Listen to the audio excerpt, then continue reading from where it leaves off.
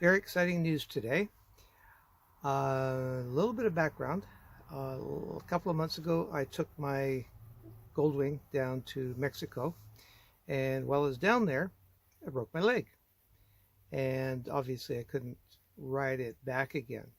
So now I have an opportunity to fly down to Mexico, get on a bike, and ride it all the way back. It'll be a 2,400 kilometer run. And so that should be fun. I'll do it in probably about a week. And if all goes well, then when I stop, I will try to put out a video on the trip. Best case scenario, I'll have 5 more videos coming out before I'm back home. And worst case scenario is nothing works. So there we go. Give it a shot. So the schedule is on Wednesday, catch the go out from Xmenes to Nanaimo, and from Nanaimo to the Duke Point terminal, and catch the BC ferries over to Tsawwassen, and then from Tsawwassen drive out to YVR, Vancouver Airport, and catch the 10:40 flight to Yuma, Arizona. 2 stops in between, get there about 9:30 at night, and then I've got a hotel reserved for that. Then in Thursday morning, I can tour around Yuma, take a look around there, have breakfast, maybe lunch, and grab a taxi. Taxis are really cheap in Yuma.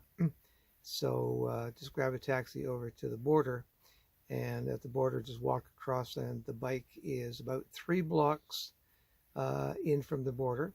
So that's not going to be a major problem. My leg is healed enough that I think I can hoof it 3 blocks. And check out the bike and make sure it's still there and that it runs, the battery's not flat. I always do everything I can as safe as I can, except for that doesn't explain why I broke my leg. But anyway, I have a jump box on the bike, so if the battery's gone dead over the past 2 months, then I get a jump start, no problem, and off I go. So overnight in Mexico, and then early in the morning try to get through customs and on the road. I do have an issue with the right turn signal on my Goldwing. It quit. So there's a dealer in Southern California I can go to and see what they can do about it. Also the POS system, points of interest, POI system.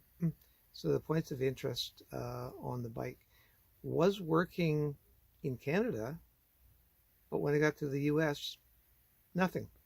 So I'm going to have them take a look at that as well. It's not going to be a lot of visiting time on this trip. I will be probably hit I-5 and stick with it most of the way up. It's going to be really hot down there to start out, and I am fortunate that I found some motorcycle gear, and the top is like a hoodie, sweatshirt, long sleeve. It has a armor in the back. It has the knees and the shoulder pads, shoulder armor, and it's lined with Kevlar. So if I make a mistake and end up sliding down the highway at 100 kilometers an hour, it will hurt slightly less. So don't want that to happen. Bad enough with the leg. Anyway, I will post as I can, as I get a chance. My little notebook's got a video editing on it, and this time I remembered to take adapter so I can plug in, so I can unplug the memory chips that are in the bike now So I got the 4 cameras. So unplug the memory chips, put them in my hard drive, and then put them back on the bike. And I should be able to get about 13-15 hours of riding time video, and depending on how anxious I am to get back, whatever time I want to spend on it, I can take a look at the tapes or the memory cards and the videos on them, and probably find the one where I hit and broke my leg. We'll see. I'm planning on doing another video and thinking about the title of How to Break Your Leg on a Goldwing. Not that you want to do that, but it might help understand why I broke mine and in behind it. And so if I got that piece of video, they'll put that on with the explanation. So, exciting trip. This is going to be an awesome adventure. Mostly, as to say, on the freeway, but I will take side trips and look at some interesting stuff as I go.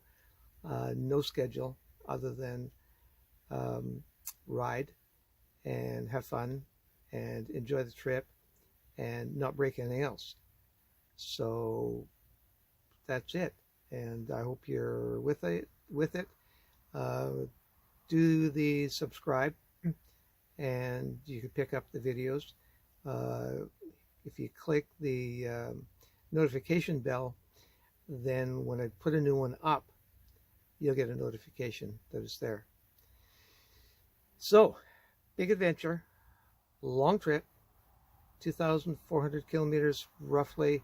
Going down, I put 3,000 on it with Teresa and I, so 2 up. We put over 3,000 K on it. Basically the first couple of weeks that I owned the bike. So now it's been sitting on its own for, well, basically almost 2 months. And I haven't been able to ride it, and that's unfortunate. So now back at home, it is nice and sunny and warm. It's bike weather. I got to get the bike back here and start riding it. And then it goes into the back of the Nomad Monster. I have to set up ramps and tie downs so it can be parked there when it's not being used. Then we can start moving the Monster across Canada, and wherever we happen to decide we want to stop, we'll stop and park it, open up the back and wheel out the bike and go exploring. So that's the plan for the foreseeable future, and I hope you guys are along for the ride. It's going to be interesting. I will post not regularly at first until I sort of get into things, but certainly enough that if you do the notification thing, then you can keep up with where we are. And I'm looking at some special information for subscribers. I'm not sure how that works yet, but maybe something that you can track us across Canada and then across the U.S. and around in circles around the North American continent. Probably not taking Nomad Monster into Mexico. There are rules and regulations that I'd have to clarify first before I dare do that. So let's see what happens. And the most exciting part is I don't know what's going to happen other than flying down, walk across the border, get my bike, and then whatever I feel like doing. And you're welcome to come along for the ride. Got 4 cameras on the bike. I'll post as much of that as I can. And thank you. And thank you for watching. And please subscribe, be part of the trip. And that's great. Thanks. Bye for now. Talk to you soon.